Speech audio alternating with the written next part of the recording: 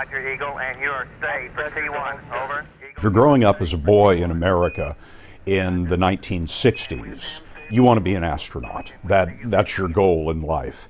And so I was watching Neil Armstrong and Buzz Aldrin landing on the moon in July of that year. But there was also a little budding journalist going on here too, because I remember having a film camera and taking pictures of the TV screen. Armstrong stepped out on the moon. Tranquility Base here. The Eagle has landed.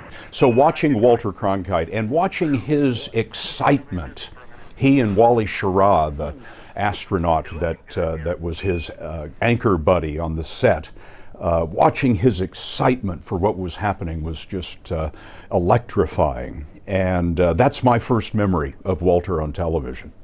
The historic community of Princess Anne, Maryland. It was simple.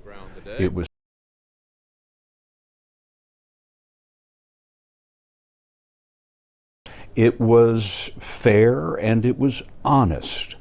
You always got the sense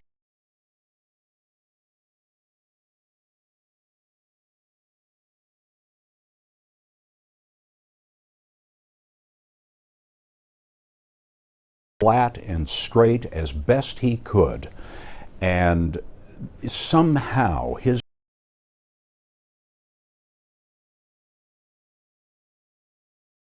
known as the most trusted man in America. From Dallas, Texas, the flash, apparently official, President Kennedy died at 1 p.m. Central Standard Time. What's interesting about that moment is Walter's emotion finally reporting. We knew at that point, he knew at that point that the president had been shot, but finally, when the Associated Press confirmed officially from the White House spokesman at Parkland Hospital in Dallas that the president was dead,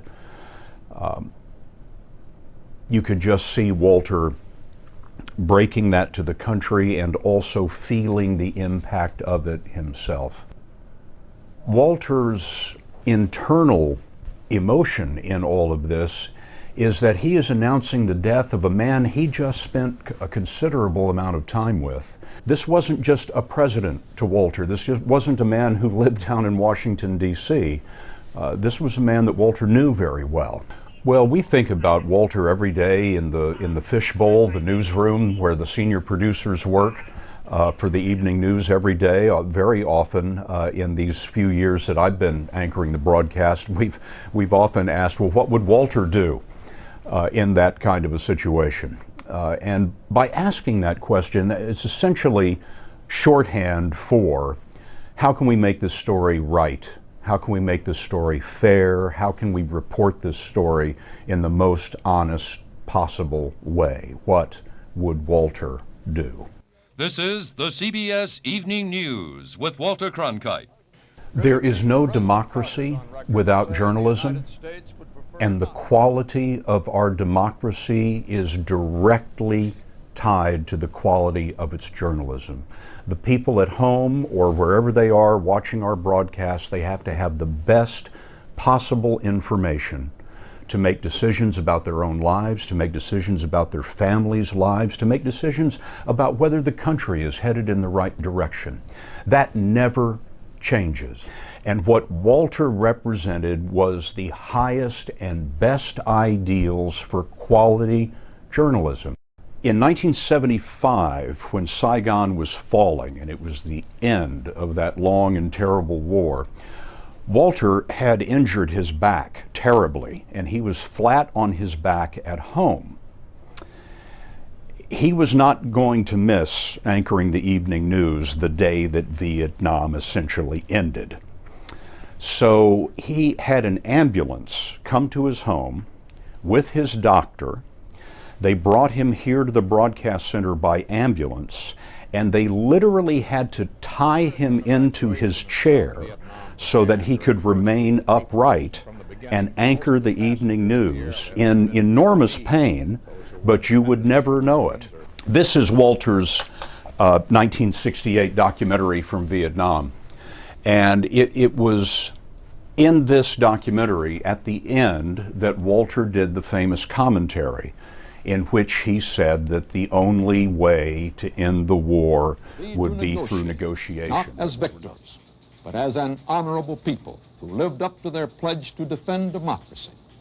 There had been a lot of debate at CBS about whether to allow a commentary at the end of the documentary. Walter felt strongly about it. So it was labeled in the documentary commentary so that nobody could misunderstand that Walter was now giving an opinion, his own opinion, on what had to occur for the war to end.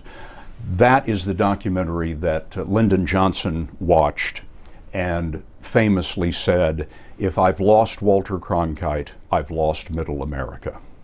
And that's the way it is, Monday, September the 2nd, 1963. This is Walter Cronkite. Good night. Direct from our newsroom in New York, this has been the CBS Evening News with Walter Cronkite.